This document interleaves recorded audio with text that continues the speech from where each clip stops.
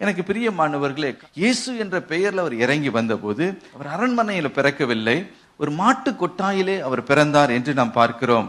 அவருடைய பிறப்பே தாழ்மையை விவரிக்கிறதா இருக்கிறது. தாழ்மையை தரித்து கொண்டு இந்த பூமியிலே அவர் இறங்கி வந்தார் என்பதை அறிந்து கொள்ள முடியும். மனுஷகுமாரன் அவர் ஊழியம் கொள்வதற்கு வரவில்லை, ஊழியம் செய்ய வந்தார். எனக்கு பிரியமானவர்களே, பேச சொன்னார், ஊழியம் கொள்வதற்கு நான் வரவில்லை, நான் மற்றவர்களுக்கு ஊழியம் செய்ய நான் வந்தேன் என்று சொல்லுகிறார். எனக்கு பிரியமானவர்களே, அவர் குனிந்து தமது சீஷருடைய பாதங்களை பிடித்து அவைகளை கழுவினார் என்று நாம் பார்க்கிறோம். சீஷருடைய பாதங்களை அவர் கழுவினார், தம்மை தாமே அவர் தாழ்த்தினார் என்று பார்க்கிறோம்.